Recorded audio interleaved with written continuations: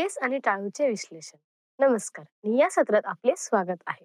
केसांची वैशिष्ट्ये समजावून घेतल्याने केसांची काळजी घेण्याच्या योग्य पद्धती, स्टायलिंग तंत्र आणि योग्य केस उत्पादने निवडण्यात मदत होऊ शकते. उद्देश्य या सत्राच्या शेवटी तुम्ही सक्षम व्हाल. केसांची गुणवत्ता निर्धारित करणारी वैशिष्ट्ये स्पष्ट करा. टाळू आणि केसांचे विश्लेषण आणि केसांच्या स्टायलिंगसाठी उत्पादने आणि साधने निवडणे. केसांची गुणवत्ता आणि आरोग्य हे आनुवंशिक आणि पर्यावरणीय दोन्ही घटकांद्वारे निर्धारित केलेल्या अनेक वैशिष्ट्यांद्वारे प्रभावित होते. ही वैशिष्ट्ये समजून घेतल्याने केसांची काळजी घेण्याच्या योग्य पद्धती, स्टायलिंग टेक्निक्स आणि केसांच्या विशिष्ट गरजा पूर्ण करण्यासाठी उत्पादने निवडण्यात मदत होते. चला या वैशिष्ट्यांवर एक नजर टाकूया. केसांचे प्रकार. केसांना त्यांच्या संरचनेच्या आधारावर वेगवेगळ्या प्रकारांमध्ये वर्गीकृत केले जाऊ शकते, जसे की सरळ, लहरी किंवा कुरळे. केसांचा प्रकार केसांच्या कूपचा आकार आणि टाळूतून केस कोणत्या कोनात येतात यावरून ठरवले जाते.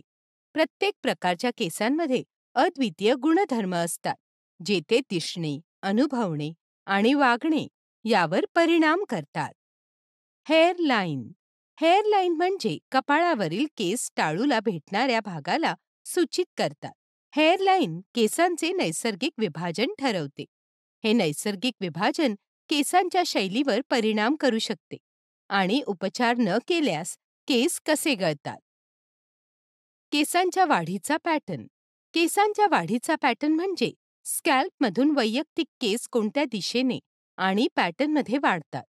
तुमचे केस नैसर्गिकरित्या कसे वाढतात ते ठरवा आणि केसांची प्रभावी काळजी आणि स्टायलिंग दिनचर्या विकसित करा. केसांची घनता. केसांची घनता म्हणजे डोक्यावरील केसांची संख्या. हे कमी ते उच्च घनतेपर्यंत असू शकते आणि केसांची एकूण मात्रा आणि परिपूर्णता प्रभावित करते. केसांचा व्यास. केसांचा व्यास किंवा जाडी वैयक्तिक केसांच्या आकारानुसार निर्धारित केली जाते. हे बारीक ते खरखरीत असू शकते. बारीक केस पातळ आणि खरखरीत केस दाट असतात. केसांची सच्छिद्रता. केसांची सच्छिद्रता केसांची आर्द्रता शोषण्याची आणि टिकवून ठेवण्याची क्षमता दर्शवते. जास्त सच्छिद्रता असलेले केस त्वरित आर्द्रता शोषून घेतात, परंतु ते तितक्याच लवकर गमावू शकतात. तर कमी सच्छिद्रता असलेल्या केसांना ओलावा शोषण्यास कठीण वेळ लागतो. केसांची सच्छिद्रता केसांना स्टायलिंग उत्पादने किती चांगल्या प्रकारे धरली आहेत, आर्द्रतेला त्याचा प्रतिसाद आणि एकूण ओलावा संतुलन प्रभावित करते. लवचिकता. लवचिकता म्हणजे प्रत्येक केस किती प्रमाणात ताणले जाऊ शकतात आणि न तुटता त्याच्या मूळ आकारात परत येऊ शकतात. निरोगी केसांची लवचिकता चांगली असते, तर खराब झालेले किंवा जास्त प्रक्रिया केलेल्या केसांची लवचिकता कमी होते, ज्यामुळे तुटणे आणि ठिसूळपणा येऊ शकतो. स्कॅल्प सेबम उत्पादन. सेबम हे टाळूवरील सेबेशियस ग्रंथींद्वारे तयार केलेले एक नैसर्गिक तेल आहे. सेबमचे प्रमाण केसांच्या तेलकटपणा किंवा कोरडेपणावर परिणाम करते. जास्त सेबम उत्पादनामुळे केस चिकट दिसू शकतात, तर अपर्याप्त सेबममुळे कोरडेपणा आणि नैसर्गिक स्निग्धपणाची कमतरता होऊ शकते. टाळू आणि केसांचे विश्लेषण. टाळू आणि केसांचे विश्लेषण म्हणजे टाळू आणि केसांच्या स्थितीचे परीक्षण आणि मूल्यांकन. स्कॅल्प आणि केसांच्या आरोग्याचे आणि वैशिष्ट्यांचे मूल्यांकन करण्यासाठी हे सहसा डर्मेटोलॉजिस्ट, ट्रायकोलॉजिस्ट किंवा केस स्पेशलिस्ट सारख्या व्यावसायिकांद्वारे आयोजित केले जाते.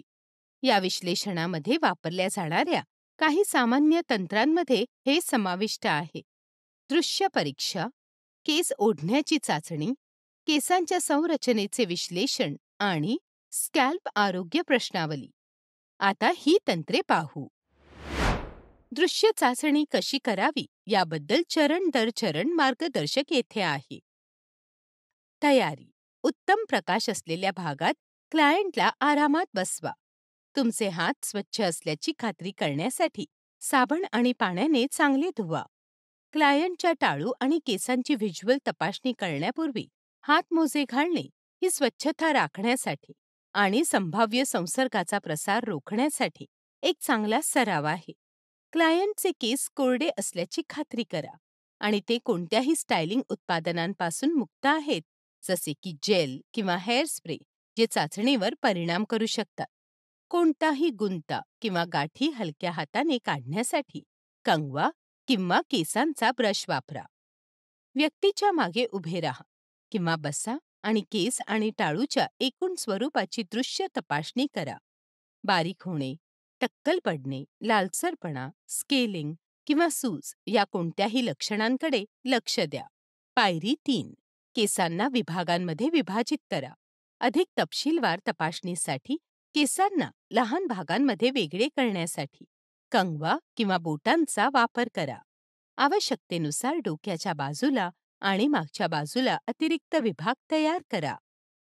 पायरी 4. टाळूची तपासणी करा. कोणत्याही विकृतीसाठी प्रत्येक विभागात टाळूची तपासणी करा. लालसरपणा, कोमलता, सूज, फोड, कवच किंवा फोडांकडे लक्ष द्या. डोक्यातील कोंडा, फ्लेक्स किंवा स्केलिंगच्या दृश्यमान चिन्हांच्या उपस्थितीकडे लक्ष द्या. टाळूच्या रंग आणि पोतकडे लक्ष द्या. पायरी 5. केसांच्या स्ट्रँडचे आकलन करा.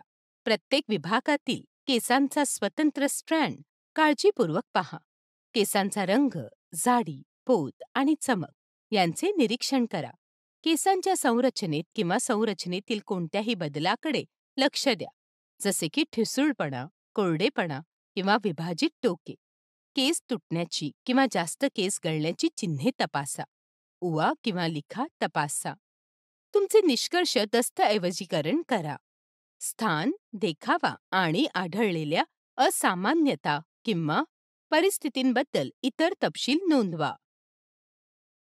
हेअर पुल टेस्ट, केस खेचण्याची चाचणी. केस खेचण्याची चाचणी हे केस गळतीचे मूल्यांकन करण्यासाठी आणि त्याचे कारण निश्चित करण्यासाठी वापरले जाणारे निदान तंत्र आहे. यामध्ये किती केस सहज काढले जातात हे पाहण्यासाठी केसांचा समूह हळूवारपणे ओढला जातो. केसांच्या पोतीचे विश्लेषण.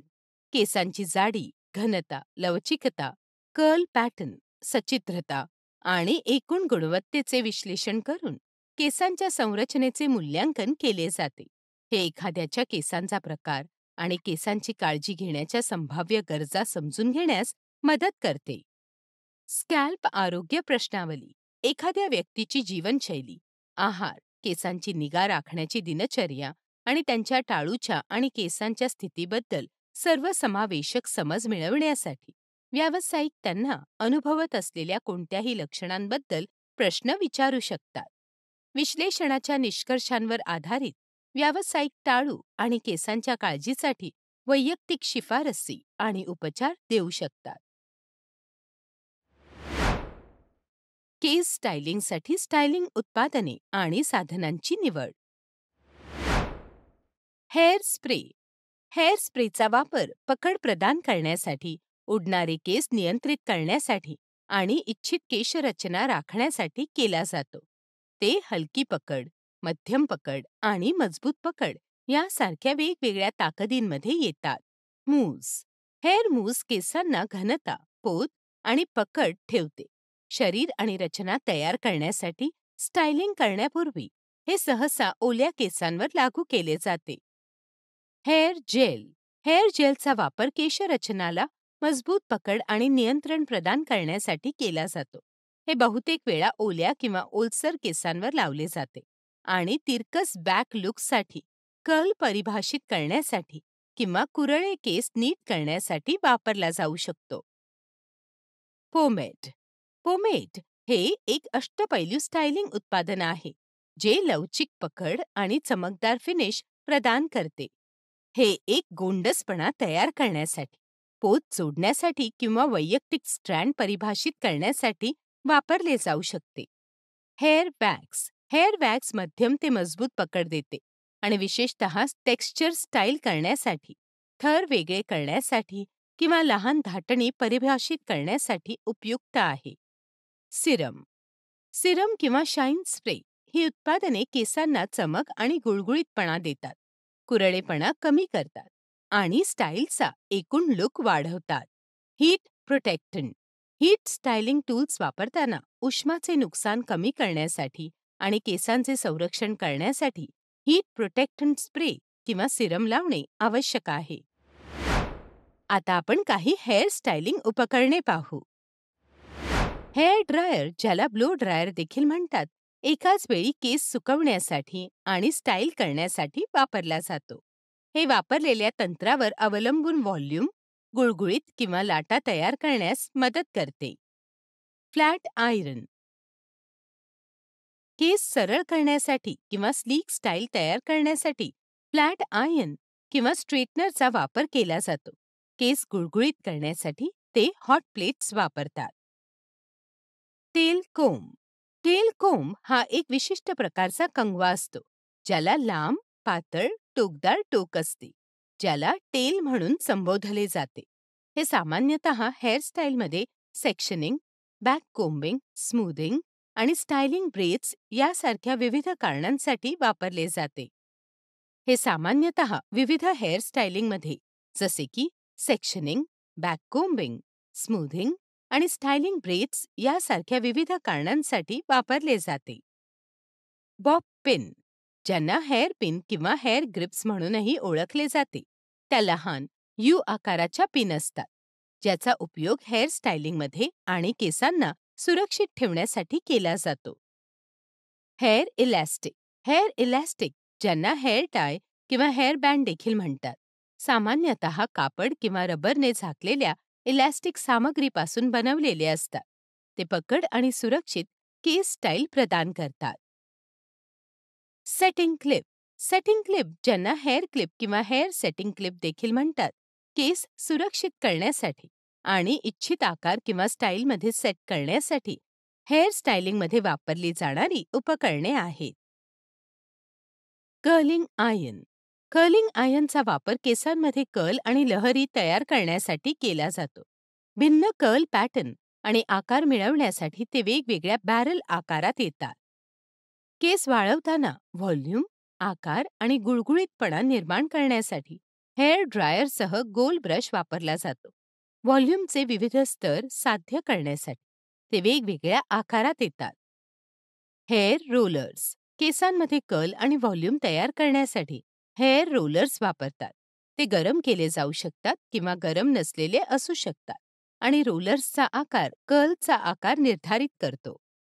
स्टायलिंग उत्पादने आणि साधने निवडताना केसांचा प्रकार, इच्छित स्टाईल आणि आपल्या क्लायंटने प्राधान्य दिलेले टेक्निक विचारात घेण्याचे लक्षात ठेवा. हे आम्हाला सत्राच्या शेवटी आणते. या सत्रात तुम्ही शिकला आहात की केसांचे वर्तन निर्धारित करणारी वैशिष्ट्ये स्पष्ट करा, टाळू आणि केसांचे विश्लेषण आणि केसांच्या शैलीसाठी उत्पादने आणि साधने निवडणे. बघितल्याबद्दल धन्यवाद. भेटू पुढच्या सत्रात.